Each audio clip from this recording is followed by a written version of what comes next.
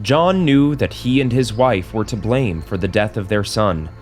The couple was so convinced of it since the little boy died that they fell into a deep depression, accompanied by alcohol and antidepressants that threatened to kill them too. They didn't care because they even contemplated committing suicide. But just then, at the worst moment of their crisis, when there was nothing that seemed to get them out of that state, John entered their son's room, and what he found there would change his life forever.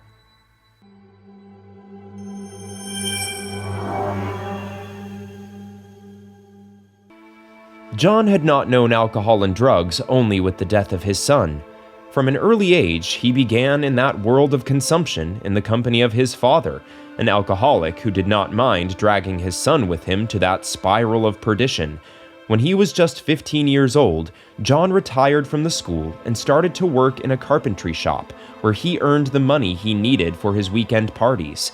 But also there, he would meet 5 years later his true love. It was Mary, a woman a little younger than him. She came to the carpentry to commission the manufacture of a chair. Since he saw her, John fell deeply in love. He knew immediately that he wanted to spend the rest of his days next to that beautiful woman who had captivated him only with a glance. What he did not realize was that conquering his heart because the feeling made him insecure. He did not dare to start a conversation. When she left the carpentry, he feared he was losing her forever. Fortunately, things did not go as badly as he imagined. In reality, Mary and John were soulmates, destined to spend together the rest of the years they had of life.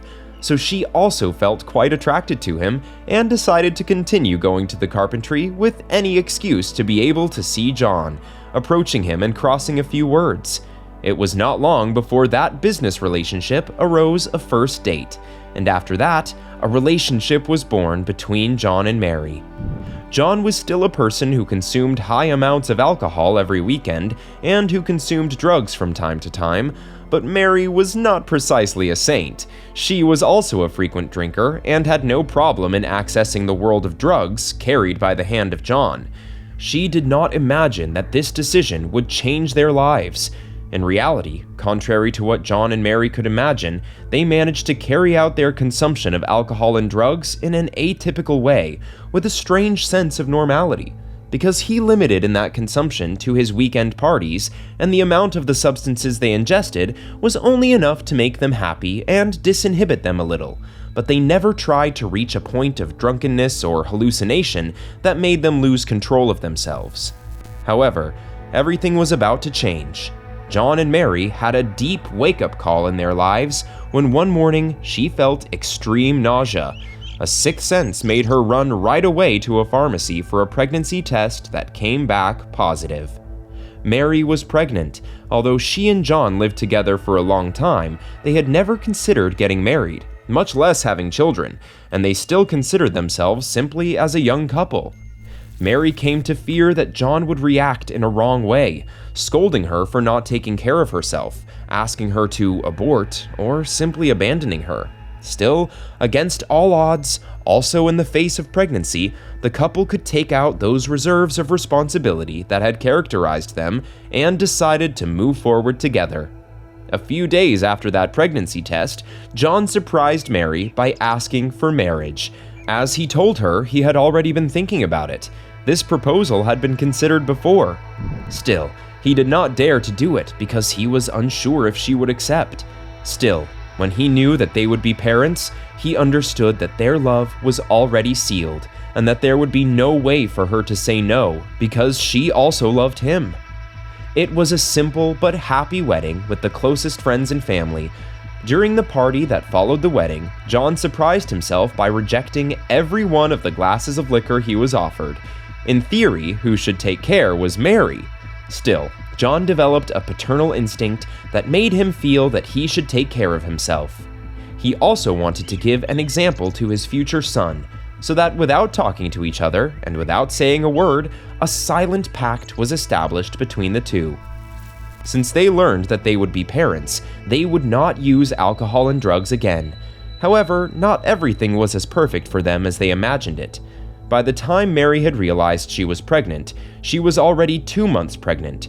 during which time she and John had regularly drunk and smoked marijuana.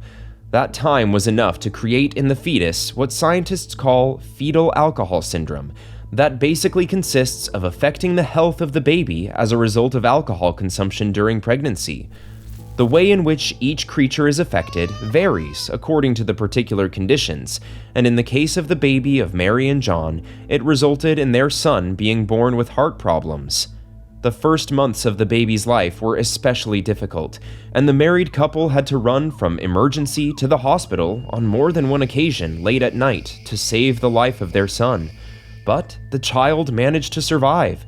His health was still delicate, but he reached the age of 8, leading a relatively normal childhood, attending school and being a cheerful and beloved boy.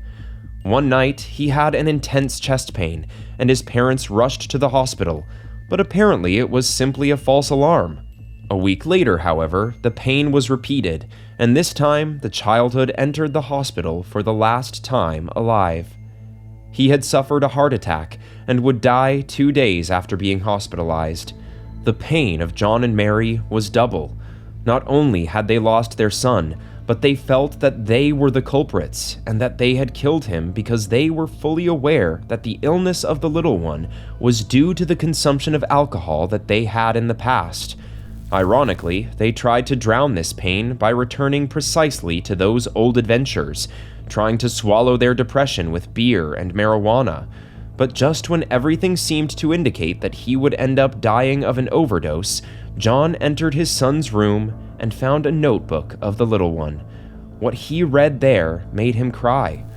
The notebook said, "Dear God, today, returning from the hospital after an intense pain in the heart, I discovered why I am sick.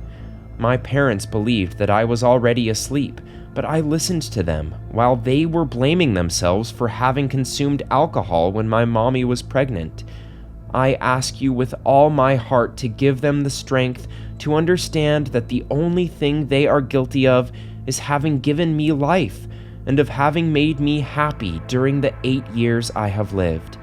No matter what happens, I will always love them, and my only wish is that they too are happy with me on earth or in heaven." After hours of crying, Mary and John promised each other once again to stop alcohol and drugs, but this time, forever. If you liked this video, do not forget to leave a like and your opinion in the comment box. Subscribe to know more stories like these, and share them with your friends. Until next time.